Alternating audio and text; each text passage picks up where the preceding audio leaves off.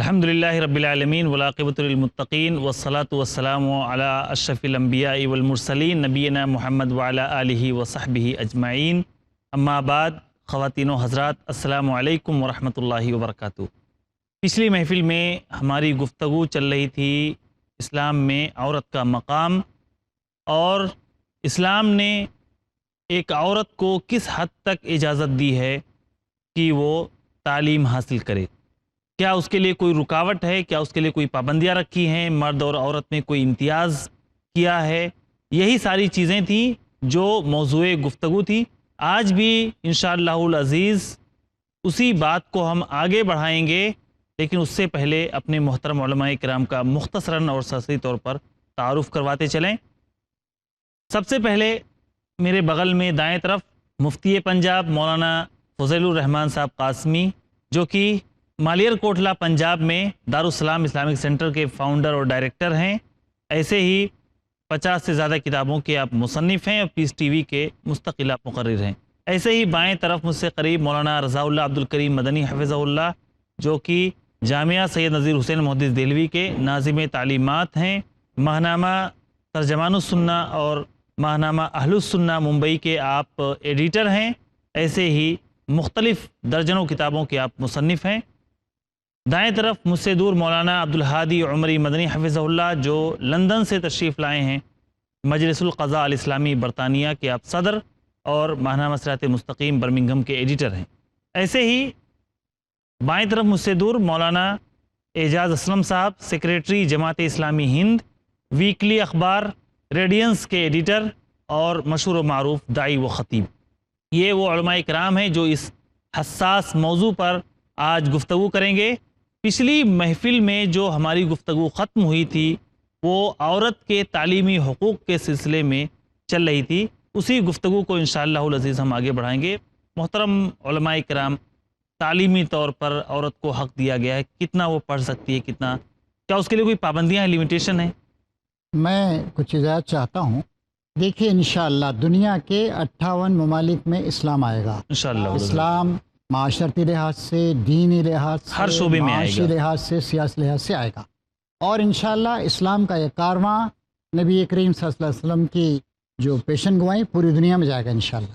اب ایک سوال یہ ہے، ایک ایسی مملکت کا تصور کیجئے جو مکمل طور سے اسلامی مملکت ہو، اس میں ظاہر ہے عورتوں پر آپ تعلیم، ریسرچ کرنے، سائنس کے میدان میں جانے کی کوئی پابندی نہیں عائد کریں گے ان پر آپ۔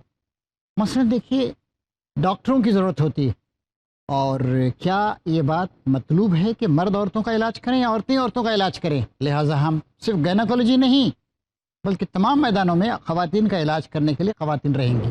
نرسوں کے بارے میں ہمارا صحیح نظریہ یہ ہے کہ مرد نرس، میل نرس مردوں کی نرسنگ کریں اور عورتیں عورتوں کی نرسنگ کریں، عورتیں مردوں کی نرسنگ نہیں کریں۔ اسی طریقے سے آپ کے پاس ایئرپورٹ ہوں گے، آپ کے پاس کچھ جاسوس ہوں گے، وہاں پر چیکنگ کرنے والے ہوں گے، امیگریشن کے سب خواتین ان سب چیزوں میں جائیں گی۔ لہٰذا میری ناچیز رائے یہ ہے کہ اگرچہ کہ یہ بات بہت اہم ہے کہ عورت پر اتنا بوجھ نہ ڈالا جائے کہ وہ اپنی گھریلو ذمہ داریاں یا اپنے ماں بننے کی ذمہ داری وہ اس میں رکاوٹ پیش آئے، یہ تو صحیح ہے، لیکن ان سارے میدانوں میں ایک مکمل اسلامی معاشرہ چلانے کے لیے آپ کو عورت کو تعلیم حاصل کرنے کی اجازت دینی پڑے گی۔ میری ناچیز رائے اس میں اگر اتنا اضافہ کر لیا جائے کہ علوم شرعیہ جو ہر ایک کے لیے ضروری ہیں، پہلے اس کی تعلیم ہو تاکہ اسے معلوم ہو ایمان، عقیدہ، روز مرہ کے جو کام ہیں، شرعی نقطۂ نظر سے کیا فرض ہیں، تاکہ اس کی تربیت بھی ہو، دین کی بنیادی باتیں بھی اس کو معلوم ہو، پھر حسب ضرورت جس فیلڈ میں وہ جانا چاہے وہ اس فیلڈ میں جائے۔ ضرورت ہوگی آپ کو تو عورتیں جس میدان میں بھی ان کی ضرورت محسوس کی جا رہی ہے اس میدان میں آپ بھیجیے۔ رسول اکرم صلی اللہ علیہ وسلم کے زمانے میں کہ تعلیم کے اندر لیمیٹیشن نہیں ہے، مرہم پٹی کرنے، زخمیوں کا علاج کرنے، ان کو پانی پلانے، یہ سارے کام کیے عورتوں نے نہیں کیے۔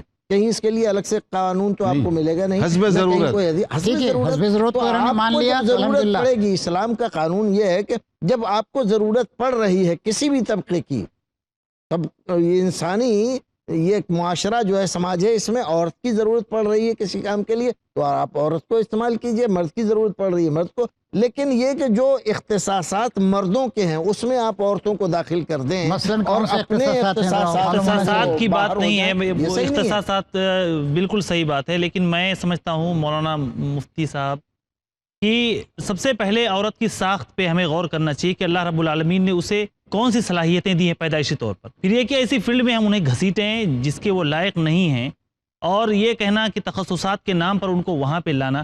اللہ کے رسول صلی اللہ علیہ وسلم کی زندگی میں ہم دیکھیں ایسا نہیں ہے کہ ہر فیلڈ میں آپ کو عورت نظر آئے گی، تعلیمی میدان میں بھی صحابہ کرام نے جو حدیث کے لیے، قرآن کے لیے، تفاسیر کے لیے جو خدمات صحابہ کرام مردوں کی ہیں وہ عورتوں کی نہیں ہیں، کیونکہ عورتوں کو اگر ہر فیلڈ میں ہم لے کے آتے ہیں تو اس کا مطلب یہ ہے کہ اس پر ڈبل بوجھ ڈالتے ہیں، اور اسلام اسی چیز سے تو ہمیں روک رہا ہے۔ مولانا یہ بات بھی پیش نظر رہے کہ حضرت عائشہ صدیقہ رضی اللہ تعالیٰ عنہ کیا انہوں نے علم حدیث میں، علم فقہ میں عائشہ صدیقہ رضی اللہ تعالیٰ عنہ کی ایک مثال دے کے ہم ساری عورتوں کو نہیں دیکھیے اس زمانے کا کیا حالات تھے، ہر زمانے کے کچھ حالات ان ہیں۔ کے اختصاصات تھے، یہ انہی کے تو اختصاصات، ایسی وہ باتیں ایسی عورتیں خانگی آئیں وہی گی بتا مولانا، سکتی ایسی تھی اور عورتیں کوئی آئیں گی، لیکن ہمیں اس ان کا کو اصل مواقع بھی دیکھیے، دینا اس میں چاہیے۔ اصل میں گفتگو کا رخ جو ہے یہ ہونا چاہیے کہ تعلیم یہ بنیادی ضرورت ہے، پھر تعلیم کے اندر علوم شرعیہ یہ سب کے لیے ضروری ہے جونیئر لیول پر، اس کے بعد مسئلہ آئے گا حتیٰ کہ حدیث میں، فقہ میں، ان چیزوں میں بھی تو تخصص کی ضرورت ہے، بالکل ہر ایک متخصص نہیں ہو سکتا۔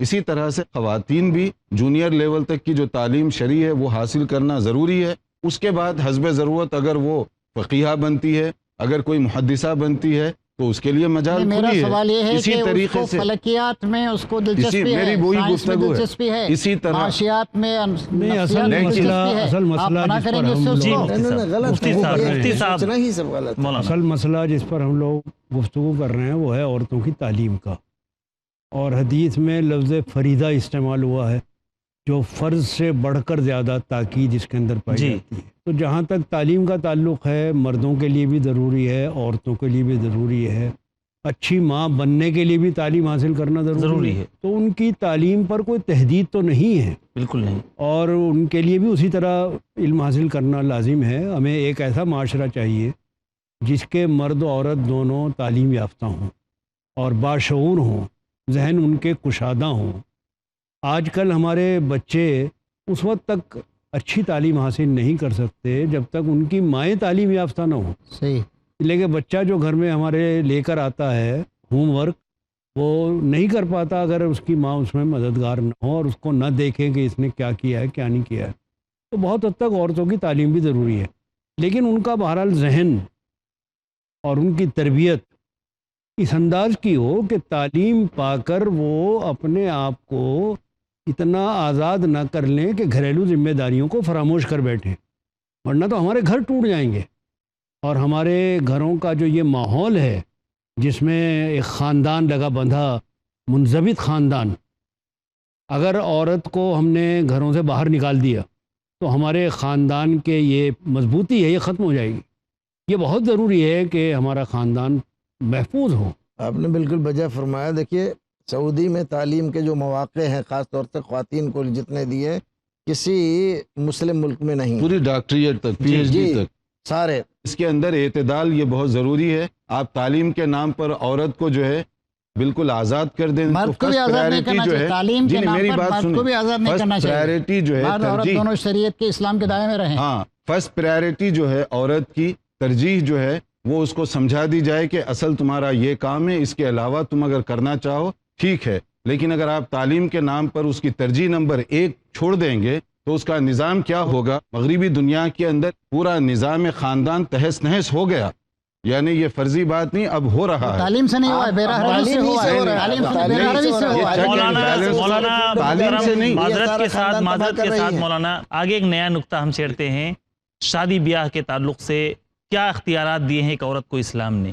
دیکھیے اسلام نے جو اختیارات دیے ہیں وہ بہت معتدل، متوازن ہیں، جو عورت کے لیے بھی اور مرد کے لیے بھی ان کی طبیعت اور مزاجوں کے مطابق ہیں۔ مثلا یہ ہے کہ عورت وہ اس کو کسی سہارے کی ضرورت ہے، شادی سے پہلے بھی اور شادی کے بعد بھی۔ شادی سے پہلے اس کا جو والد ہے وہی اس کا ذمہ دار ہوتا ہے، تو شادی کے لیے ولی کی اجازت کو ضروری قرار دیا گیا، اور لیکن ولی کوئی ایکسپلائٹیشن نہ کرے، استحصال نہ کرے کہ میں سب کچھ کر سکتا ہوں، عورت کی بھی وہاں اجازت لی جائے گی۔ اگر اس کی اجازت کے بغیر کوئی شادی کر دی جائے اور لڑکی اس کو پسند نہ کرے تو ڈیزالویشن آف میرج، تنسیخ نکاح کا اس کو شریعت نے حق دیا ہے۔ اور دوسری طرف یہ ہے کہ کوئی عورت جو ہے ایسی باہر نہ نکل جائے ماں باپ کو خاطر میں لائے بغیر، اور وہ کہیں جا کر اپنی مرضی سے کر لے بغیر ولی کی اجازت کے، اس کو بھی باطل قرار دیا گیا۔ تو اب اس کے اندر دیکھیے اعتدال کیسے قائم ہوگا کہ ولی جو ہے اس کا والد شادی کرنے سے پہلے وہ بھی غور و فکر کرے گا، بچی سے مشورہ کرے گا تاکہ جو ہے اچھی جگہ وہ جائے۔ ہم چھوٹا سا وقفہ لیتے ہیں، وقفے کے بعد انشاءاللہ العزیز دوبارہ آپ کی خدمت میں حاضر ہوں گے۔ تب تک کے لیے السلام علیکم ورحمۃ اللہ وبرکاتہ۔ السلام علیکم ورحمۃ اللہ وبرکاتہ۔ ناظرین کرام، بریک کے بعد آپ سب کا استقبال ہے۔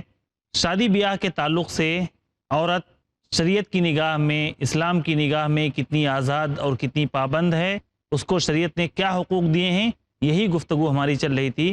میں مولانا عمری حفظہ اللہ سے درخواست کروں گا کہ مولانا شادی بیاہ کے تعلق سے عورت کو کیا حقوق حاصل ہیں۔ جیسے میں نے بتایا کہ اس کے اندر دونوں کے لیے ان کی طبیعت کے مطابق اللہ تعالیٰ نے ان کو اختیارات بھی دیے، احکام بھی دیے ہیں۔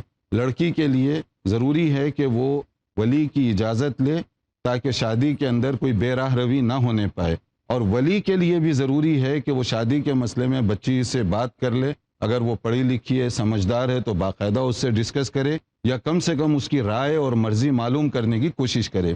اگر اس طرح سے ہوگا تو بہت بہترین معاشرہ وجود میں آئے گا کہ جسے زندگی گزارنی ہے اس کی مرضی بھی شامل ہوگی، اور جو گھر کے خاندان کے بڑے بزرگ ہیں ان کا مشورہ اور دعائیں بھی شامل رہیں گی۔ لیکن اگر اس کو چھوڑ دیا جائے کہ بچی کو آزاد چھوڑ دیا جائے اور والدین کو نظر انداز کر دیا جائے تو اس کا کوئی غلط اقدام نہ صرف اس کے لیے بلکہ سارے خاندان کے لیے تباہی اور بربادی کا سبب۔ نکاح کا تعلق صرف کوئی مرد عورت کا ہی تعلق نہیں ہے۔ صحیح۔ ہاں، اسلام کی نظر میں نکاح کا تعلق دو خاندانوں کا تعلق ہے، اور اسی سے ہمارے سماج بنتا ہے۔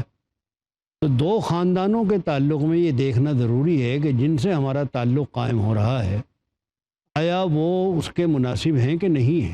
اگر ایک گھرانہ ایسا ہے کہ وہاں کاروبار ہوتا ہے اور ایک گھرانہ ایسا ہے کہ ان کے ہاں کھیتی باڑی ہوتی ہے، اب اگر لڑکی ان کے ہاں جائے گی تو وہ اس کے ساتھ میل نہیں کھائے گی۔ اور ایک ایڈیشنل بات یہ ہے کہ لڑکی کمزور ہوتی ہے، اس کا ایکسپلائٹیشن ہو سکتا ہے، اس لیے بھی اس کے ماں باپ، اس کے خاندان کا پروٹیکشن اس لیے مقاصد نکاح ضروری ہے کو اس کے لیے۔ سامنے رکھتے ہوئے یہی صحیح۔ بات مناسب ہے جو اسلام نے رکھی ہے کہ ولی کی اجازت بھی ہو اور لڑکی کی اپنی مرضی بھی اس میں شامل۔ کوئی منمانی نہیں کر اچھا، سکتا۔ اس میں جو نقصان دہ ہو رہا ہے عملی طور پر کہ یہ شریعت کا حکم ہے، لیکن عرض واقع میں کیا ہو رہا ہے، ماں باپ عام طور پر جو ہے بچیوں سے مشورہ نہیں کرتے، اور کبھی کبھی ایسے بھی ہوتا ہے کہ اس کی مرضی کے بغیر جو ہے اپنی مرضی مسلط کرنے کی کوشش کرتے ہیں۔ اسی لیے کبھی لڑکی فرار ہو رہی ہے، کبھی کورٹ کچہری سے جا کے شادی کر رہی ہے، کبھی پولیس کے اس میں ہو رہی یہ ہے۔ تو مسئلہ تو بھی یہ- غلط ہے، یہ غیر کسی نہ کسی طرف طریقہ سے کوئی بے اعتدالی ہوتی ہے، ہاں، تبھی یہ مسئلہ پیش آتا ہے۔ اگر دونوں طرف سے مناسب رویہ ہو تو یہ مسئلہ پیش نہیں آتا۔ اس تعلق سے مولانا سیرت نبوی میں کوئی مثال کہ عورت کے ساتھ جبر کیا گیا ہو اور پھر اللہ کے رسول صلی اللہ علیہ وسلم نے کئی سی مثالیں ہیں اس طرح کی۔ رسول اکرم صلی اللہ علیہ وسلم کی خدمت میں ایک خاتون آئی، وہ آ کر اس نے عرض کیا کہ میرے والد نے اپنے بھتیجے کے ساتھ جی میری شادی کر دی ہے، اور مجھ سے پوچھا نہیں اور میری رائے بھی نہیں لی، اور میں اس کو پسند نہیں کرتی۔ ہم۔ یہ خوبصورت لڑکی ہے اور وہ کالا ہے بالکل، اب میرے ذریعے اس کے بچوں کو گورا کرنا چاہتا ہے۔ بولا اس طرح کا رسول اکرم صلی اللہ علیہ وسلم نے اس سے پوچھا کہ تم راضی نہیں ہو؟ تو اس نے کہا کہ نہیں، میں راضی نہیں ہوں، میری اجازت کے بغیر اس طرح کا کیا۔ تو آپ نے اس نکاح کو کہا کہ تم رد کر سکتی، تمہیں اجازت ہے، تم اس کو رد کر دو۔ جب اس نے یہ سن لیا رسول اکرم صلی اللہ علیہ وسلم سے کہ یہ اجازت ہے، تب اس کے بعد کہا کہ اللہ کے رسول میں اس کو جائز کرتی ہوں، قبول یعنی کر میرے لیتی باپ ہوں۔ نے جو قبول کر فیصلہ لیتی کیا ہے میں اس سے متفق ہوں۔ میں صرف یہ بتلانا چاہتی تھی کہ اسلام نے یہ حق دیا ہے ہم عورتوں کو، جی ہم چاہیں تو اس کو رد کر سکتے ہیں، باپ زبردستی نہیں کر سکتا ہمارے ساتھ۔ تو اسی کو آج کی اصطلاح میں جو ہے کہتے ہیں کہ فورس میرجز۔ مولانا جی اس طرح مولانا۔ کی ایک اور حدیث ہے نا، جی، آپ جی۔ حدیث کے ماہر ہیں، آپ بتا سکتے ہیں کہ ایک بار ایک خاتون نے کہا یا رسول اللہ میرے شوہر آ رہے ہیں اور مجھے ان کے دین سے کوئی جی۔ شکایت کوئی- نہیں جی، ہے، بالکل۔ میں ہرگز ان کے ساتھ نہیں رہ سکتی، تو حضور نے کھلا کرا دیا. اور یہ خلا کا وہ کیس. ذرا واقعہ ہاں، بتائیے. جی، وہ ہے کہ بالکل، رسول بالکل اکرم اجازت. صلی اللہ علیہ وسلم کی خدمت میں وہ آئی اور ان کا اللہ کے رسول میں ان کے دین اور اخلاق میں کوئی عیب عیب نہیں نکالتی. جی ہاں. لیکن میں اسلام کے بعد کفر کو ناپسند کرتی ہوں. وہاں کفر سے مراد کفران نعمت ہی تھا کہ میں ناشکری کروں، ان کے ماتحت بھی رہوں، ناشکری کروں، اس بات کو پسند نہیں کرتی. تو رسول اکرم صلی اللہ علیہ وسلم نے ان سے پوچھا کیا معاملہ ہے، تو یہ سب بتایا کیسا ایسا. تو رسول اکرم صلی اللہ علیہ وسلم نے ان کو بھی جو ان کو مہر نصیحت ملا تو تھا یہ مہر کی- واپس کرنے کے لیے. نصیحت تو یہ کی کہ اگر رہو تو اچھا ہے، اور اگر نہیں تو کیا تم وہ جو اس نے دیا ہے تمہیں وہ واپس کر سکتی ہو باغ. تو کہا کہ ہاں اللہ کے رسول. تو کہا ٹھیک ہے، اس کا باغ واپس کر دو. تو خلے کا مسئلہ تھا کہ یہ واپس کر دو اور تم اپنا نکاح. یعنی عورت غیر مشروط طریقے سے اپنا حق مانگ سکتی ہے جی، کہ وہ مانگ کسی شخص کے ساتھ نہیں رہنا چاہتی. جی اسی لیے تو جو مولانا نے بات کی وہ بڑی اہم ہے اپنی جگہ، کہ والد جو ہے یعنی بطور ولی کے وہ کفو جو ہے اس کو کہ برابری یا یکسانیت یہ ان مل چیزوں بے کو جوڑ بھی وہ شادیاں چیک زبردستی کر نہیں کی سکتا ہے. جائیں. جب کسی کا رشتہ آیا تو یہ میری بیٹی کے لیے مناسب ہے، ان کا گھر بار رکھ رکھاؤ، تعلیم اور دوسری بہت ساری چیزیں اس طرح کی دیکھی جا سکتی ہیں تاکہ بعد میں دشواری نہ پیدا ہو. مفتی صاحب، طلاق اور خلا کے تعلق سے کیا مرد کو یہ ڈنڈا جو شریعت نے دیا ہے، کیا عورت بے اختیار ہے؟ اسلام نے ظاہر سی بات ہے عورت کو بھی اس بارے میں حق دیا ہے. ذرا واضح کریں ہمارے دیکھیے، ناظرین کے طلاق لیے. مسئلے کو حل کرتی ہے. بالکل ایک ضرورت. اگر میاں بیوی میں مفاہمت نہیں ہے، مودت و رحمت نہیں ہے، نکاح اپنے مقاصد میں ناکام ہو چکا ہے، تو اس صورت میں شریعت نے ایک دروازہ کھولا ہے طلاق کا. یہ دروازہ جس طرح مرد کے لیے کھلا ہوا ہے طلاق کا، اس طرح عورت کے لیے بھی کھلا ہوا ہے خلا کے نام سے. اور مرد کو براہ راست طلاق دینے کا حق ہے جبکہ ضرورت سمجھتا ہو، اور عورت کو خلا حاصل کرنے کا بذریعہ قاضی یا بذریعہ عدالت حق ہے. فرق بس اتنا ہی ہے کہ وہ بالواسطہ اور یہ بلا واسطہ. حق دونوں کا ہے. عورت بھی اسی طریقے سے آزادی حاصل کر سکتی ہے جس طرح مرد چھٹکارا حاصل کر سکتا ہے. تو دونوں کے لیے برابر ہے معاملہ. اور اس اب میں بھی ہمارے یہاں جو پریشانی ہے وہ بھی آپ سن لیجئے، جی وہ بہت ضروری ہے کیونکہ ہم ایک بہت گفتگو ضروری کر ہے. رہے ہیں. جی عملی مسئلہ آپ ہمارے تو سامنے practically ہے، اس میدان میں پرابلم ہیں. ہمارے سامنے ہاں. ہے. جی تو پرابلم ہمارے سامنے یہ ہے کہ ہمارے ملک میں شرعی عدالتیں نہیں ہیں. عورت کو خلا کا حق تو ضرور دیا ہے، لیکن وہ خلا کہاں حاصل کرے، بہت بڑا مسئلہ ہے. یہ بہت بڑا مسئلہ ہے. اور اس کی وجہ سے ہمارے پورے ملک میں ہماری بیٹیاں اور بہنیں سخت دشواری محسوس کر رہی ہیں. اور آپ اس کا اندازہ نہیں لگا سکتے کہ ہم کن مشکلات سے گزر رہے ہیں، اس لیے کہ ہمارے قانون کی بیچ کی ایک کڑی ٹوٹی ہوئی ہے. مرد تو آزاد ہے، وہ تو اگر نہیں سمجھتا ساتھ رہنا تو چھٹکارا لے لیتا ہے. عورت جہاں پریشان ہوتی ہے معلق رہتی ہے، بیچاری لٹکی رہتی ہے. عدالتوں میں بھی جاتے ہیں تو سالہ سال لگ جاتے ہیں. اس کو عدالتوں کوئی کا حل نہیں. نظام اتنا پیچیدہ ہے. اول تو وہ جلدی سے فسخ نکاح کرتے نہیں نقصان ہیں. ہمارے پہنچ اس رہا ہے. وقت ملک میں جبکہ عورتوں کے حقوق کی بات ہو رہی ہے اور ان کو برابری کا درجہ دیا جا رہا ہے، ہم یہ بات کہنے میں بالکل حق بجانب ہیں کہ ہمارے قانون کے مطابق ہمیں اپنی عدالتیں قائم کرنے کا حق ملنا چاہیے. ہمارے لیے شرعی عدالتیں ہوں تاکہ ہماری بچیاں اس پریشانی سے نجات پا سکیں. حالانکہ وہ پرسنل لا جو ہے مانا ہوا ہے، تو یہ بھی پرسنل لا ہی کے اندر آتا ہے. جب نکاح آپ مانتے ہیں تو طلاق اور خلا جو ہے اسی کے لازمی حصے ہیں، اور وراثت کو آپ مانتے ہیں تو میاں بیوی کے یہ حصے ہیں، یہ بھی اسی میں آنا چاہیے پرسنل لا کے اندر ہی.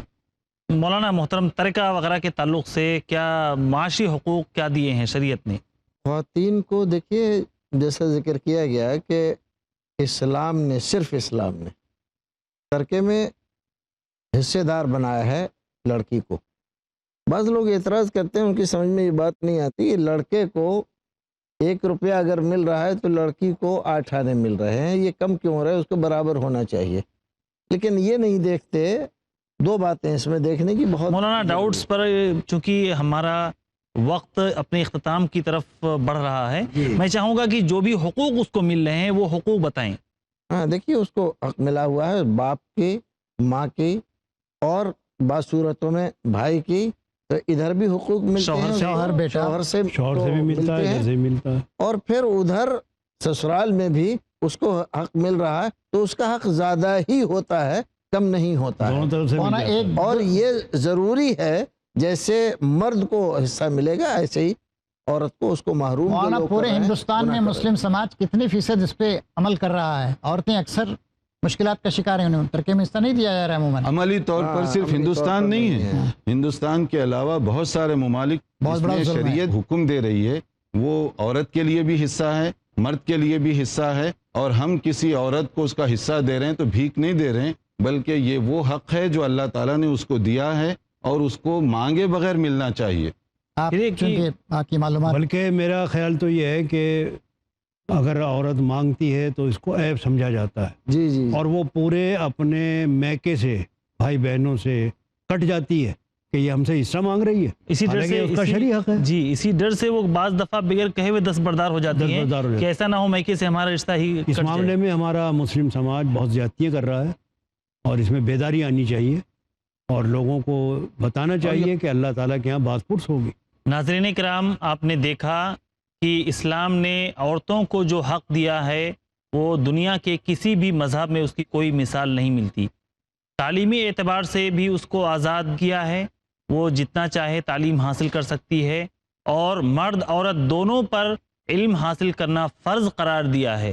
ایسے ہی معاشی طور پر بھی اس کو حقوق دیے ہیں، وہ ماں کے طور پر بھی کبھی حق سے محروم نہیں ہو سکتی، ایسے ہی بیوی کے طور پر بھی کبھی حق سے محروم نہیں ہو سکتی، ایسے ہی بیٹی کے طور پر بھی کبھی حق سے محروم نہیں ہو سکتی.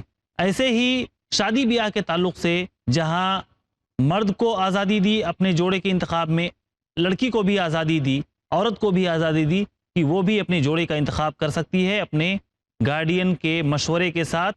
چنانچہ ہم دیکھتے ہیں کہ کوئی بھی میدان، کوئی بھی شعبہ ایسا نہیں ہے جہاں پر مسلم عورت کو کسی بھی حساب سے دبایا یا کچلا گیا ہو، یا کسی بھی حساب سے دنیا کے کسی بھی مذاہب کے مقابلے میں، کسی بھی دھرم کے مقابلے میں اس کو کم حقوق ملے ہوں.